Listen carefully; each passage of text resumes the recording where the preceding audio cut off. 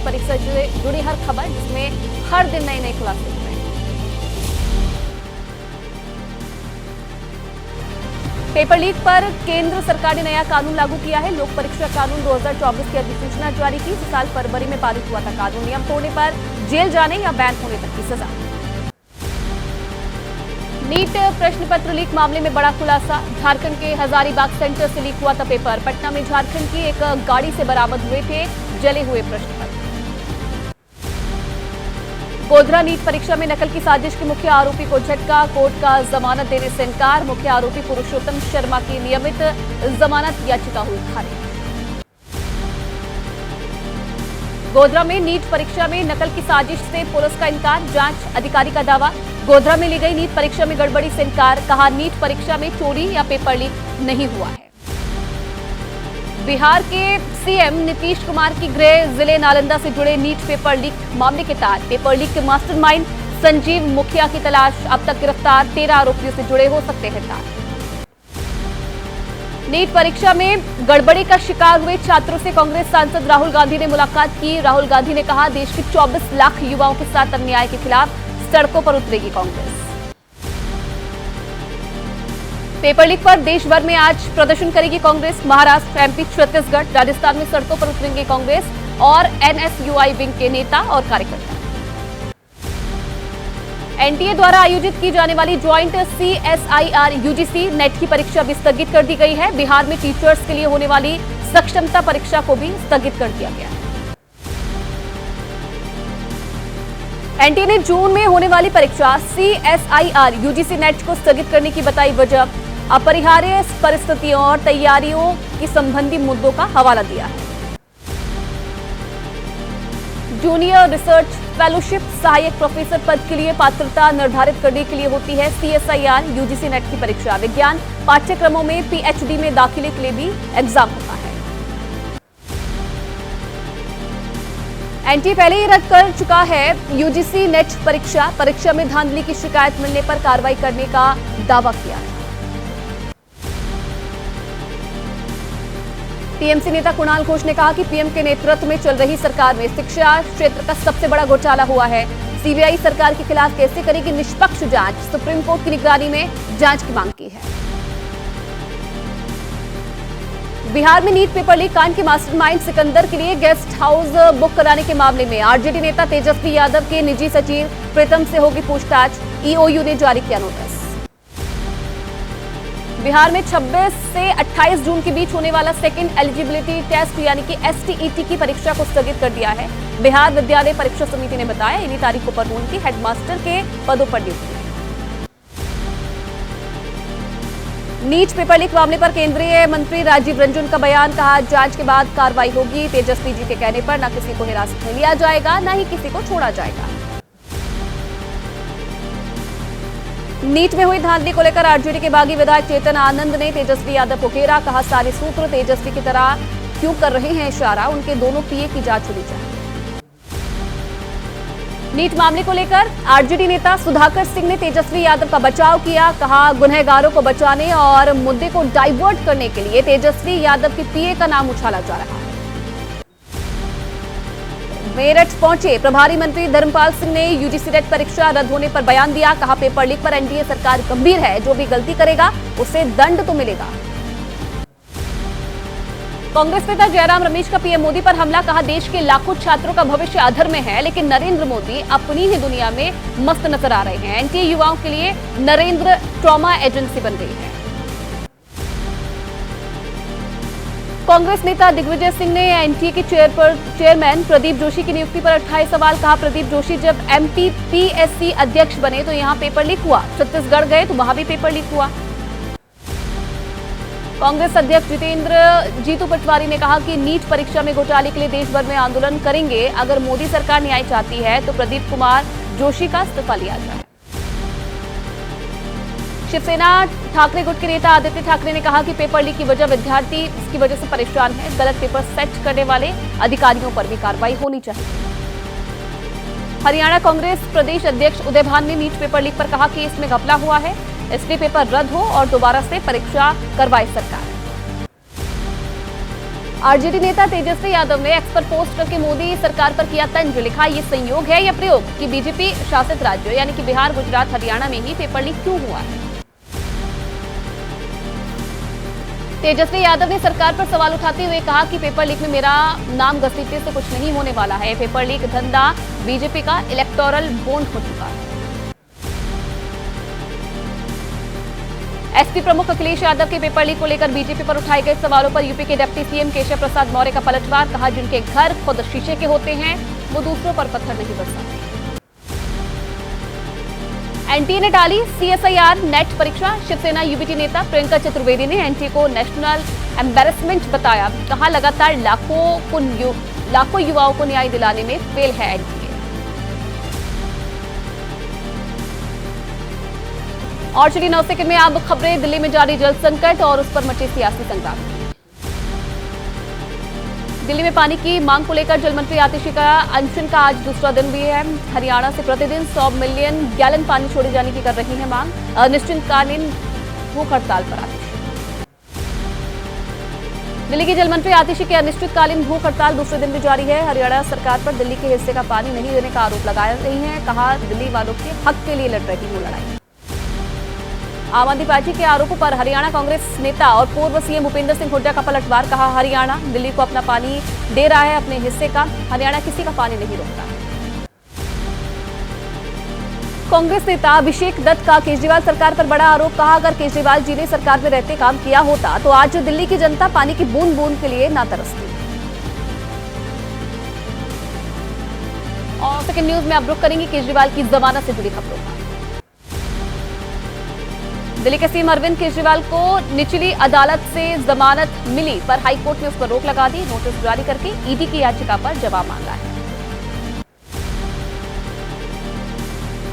आप legal cell के प्रदेश अध्यक्ष संजीव नासियार ने ईडी और बीजेपी की मंशा पर सवाल उठाए। कहा, ये लोग नहीं चाहते कि अरविंद केजरीवाल जेल से छूटे।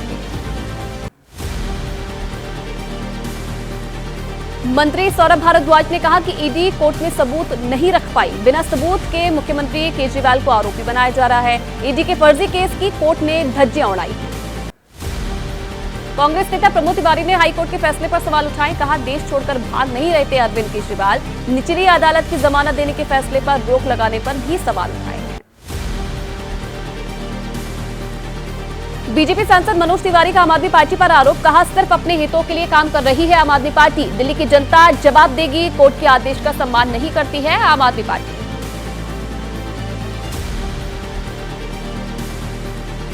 और चलिए अब 9 सेकंड न्यूज में देख लेते हैं राजनीति से जुड़ी कुछ खबरें।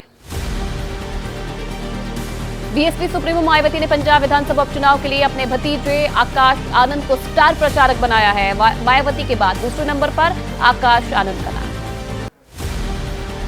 महाराष्ट्र के मंत्री छगन भुजबल ने सीएम एकनाथ शिंदे और डिप्टी सीएम देवेंद्र फडणवीस से मुलाकात की। कहा, मराठा आरक्षण पर सर्वदलीय बैठक बुलाएगी सरकार। यूपी के 2 कैबिनेट मंत्रियों की मौजूदगी में अयोध्या डीएम से झड़प और गनर वापस लिए जाने के बाद महंत राजू दास ने एक्स पर पोस्ट करके कहा, डीएम ने संतों के साथ अभद्रता की और अयोध्या चुनाव हराया। आंध्र प्रदेश में टीडीपी के अयन्ना पत्रोडू का सर्वसम्मति से विधानसभा अध्यक्ष चुना जाना लगभग तय है। किसी अन्य विधायक ने उनके खिलाफ नहीं किया नामांकन। टीएमसी नेता कुणाल घोष का कांग्रेस पर हमला। बोले, बंगाल में कांग्रेस पार्टी की हालत खराब है। कहा, कांग्रेस के पास संगठन की कमी। सीपीआईएम के साथ गठबंधन करने से भी नुकसान।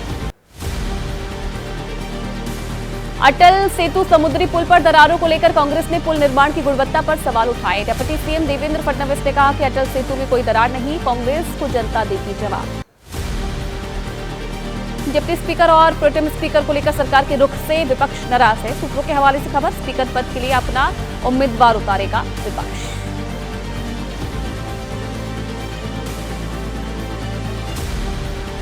बांग्लादेश की पीएम है शेख हसीना। वो भारत के दौरे पर हैं। 2 दिवसीय उनका दौरा और अपने दौरे के दौरान कई नेताओं से उन्होंने मुलाकात की है।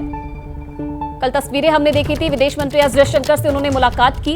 भारत दौरा, जिसमें कई अहम ये दौरा माना जा रहा है। राष्ट्रपति भवन में शेख हसीना का स्वागत होगा, ये जानकारी अब मिल रही है। कार्यक्रम में पीएम मोदी भी मौजूद रहने वाले हैं। बांग्लादेश की पीएम शेख हसीना अपने 2 दिवसीय दौरे पर भारत पहुंची थी। आज पीएम मोदी से द्विपक्षीय बातचीत उनकी होगी। दोनों देशों के बीच में कई अहम समझौते भी संभव माने जा रहे हैं। राष्ट्रपति भवन में शेख हसीना का स्वागत किया जाएगा। प्रधानमंत्री नरेंद्र मोदी भी इसमें शामिल रहने वाले हैं। इसी के साथ साथ पीएम के साथ द्विपक्षीय बातचीत भी होगी।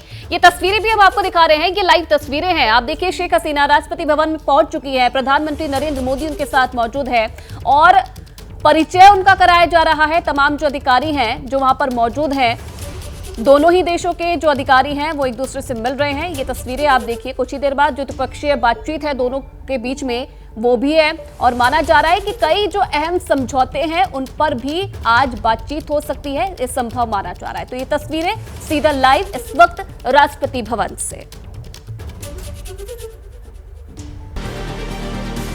लोकसभा के प्रोटेम स्पीकर को लेकर राजनीतिक घमासान जारी है। संसदीय कार्य मंत्री किरेन रिजिजू ने कहा, परंपराओं का पालन किया गया है। कांग्रेस नेता प्रमोद तिवारी ने सवाल उठाए। बीजेपी सांसद भर्तृहरि मेहताब को प्रोटेम स्पीकर बनाए जाने पर कांग्रेस नेता प्रमोद तिवारी ने सवाल उठाए। कहा, ये लोकतंत्र के नाम पर तानाशाही लाने की कोशिश है। ये लोग लोकतंत्र का अपमान कर रहे हैं। लोकसभा स्पीकर चुनाव पर आदित्य ठाकरे ने कहा कि जेडीयू और टीडीपी को बस यही सलाह है कि वो स्पीकर का पद अपने पास रख ले, अन्यथा उन्हें री इलेक्शन का भी मौका नहीं मिलेगा।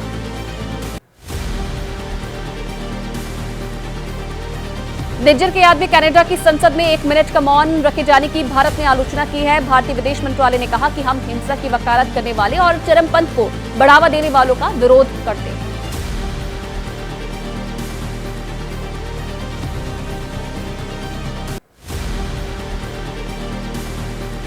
कनाडा के प्रधानमंत्री जस्टिन ट्रूडो के खिलाफ आज होगा प्रदर्शन। यूनाइटेड हिंदू फ्रंट संगठन से जुड़े लोग दोपहर 12 बजे दिल्ली में कनाडा के दूतावास के बाहर प्रदर्शन करेंगे।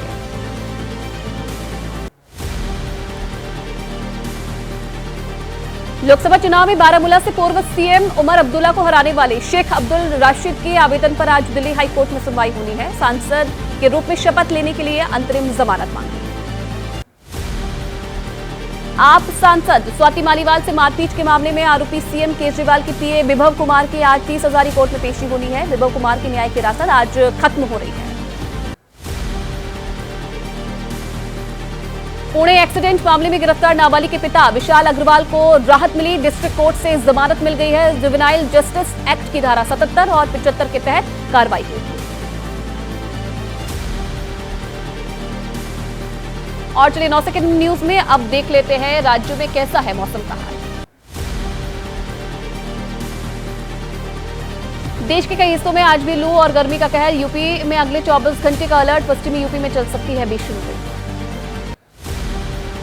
एमपी, केरल सहित कई राज्यों में भारी बारिश का अलर्ट। विदर्भ, दक्षिणी ओडिशा, कोंकण, गोवा में सतर्क रहने की सलाह दी गई है। तटीय कर्नाटक और अंडमान और निकोबार द्वीप समूह के लिए भी चेतावनी जारी की है। कर्नाटक में दक्षिणी कन्नड़ जिले के मंगलुरु समेत सभी तटीय इलाके, उडुपी, उत्तर कन्नड़ जिलों में भारी बारिश की चेतावनी। मौसम विभाग ने अलर्ट जारी किया है। गुजरात में भी भारी बारिश का अलर्ट। वलसाड में एनडीआरएफ की टीम को तैनात किया गया है। बाढ़ जैसे हालात से निपटने की तैयारी पूरी कर ली गई है। मध्य महाराष्ट्र, आंध्र प्रदेश के उत्तरी तट पर भी आ सकता है बारिश का कहर। लक्षद्वीप और पूर्वोत्तर भारत में हल्की से मध्यम बारिश संभव।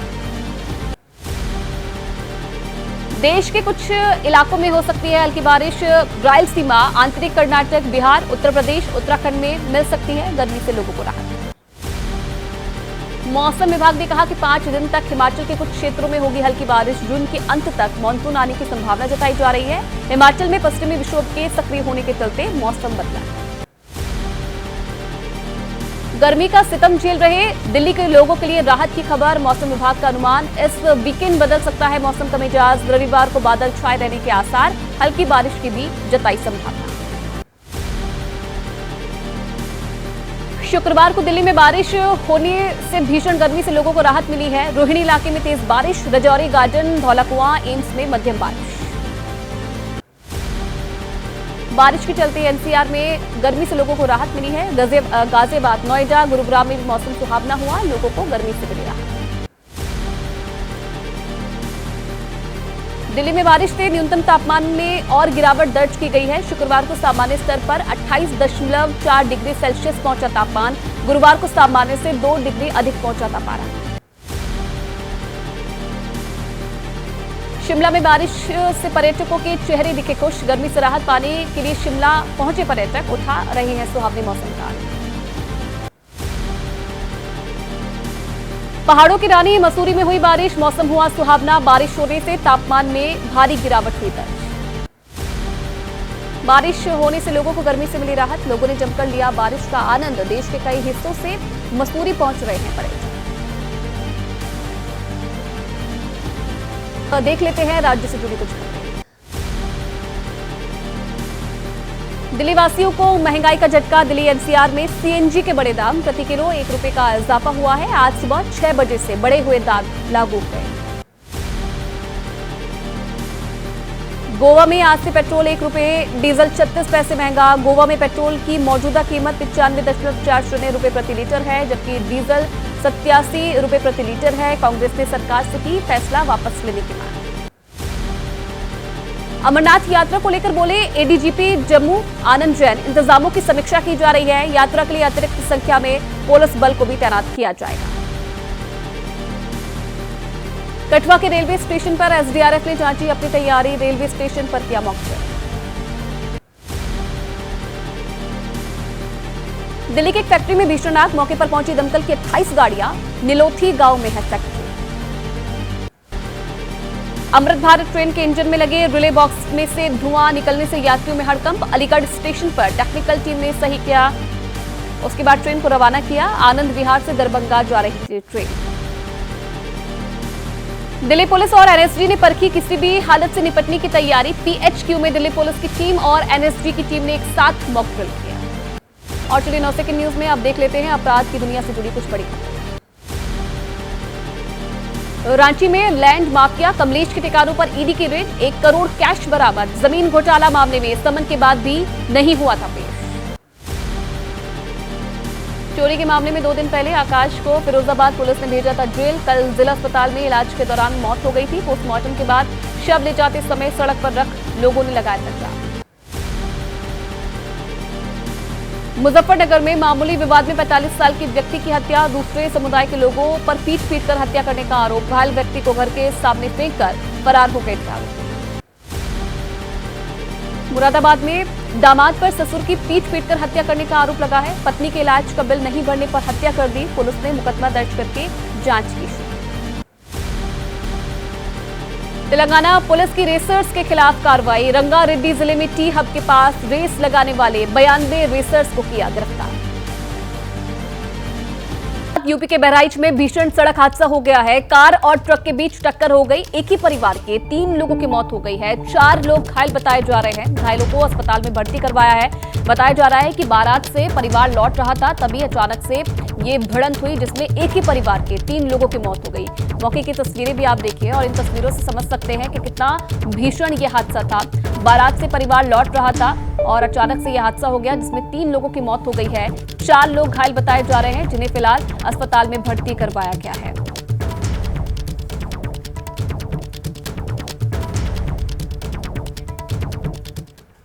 और चलिए एक और बड़ी खबर आपको बता दें। हरियाणा के गुरुग्राम से ये बड़ी खबर है, जहां फैक्ट्री में धमाका हो गया है। फायर बॉल बनाने वाली फैक्ट्री में धमाका हुआ है। हादसे में 2 लोगों की मौत, कई लोग जख्मी बताए जा रहे हैं। धमाके के बाद फैक्ट्री में आग लग गई और हालांकि राहत की बात यह है कि दमकल की गाड़ियों ने मौके पर पहुंचकर आग पर काबू पा लिया है। बताया जा रहा है फायर बॉल बनाने वाली ये फैक्ट्री, जिसमें अचानक से धमाका हुआ, 2 लोगों की मौत हो गई है। कई लोग जख्मी बताए जा रहे हैं, जिन्हें अस्पताल में भर्ती करवाया गया है।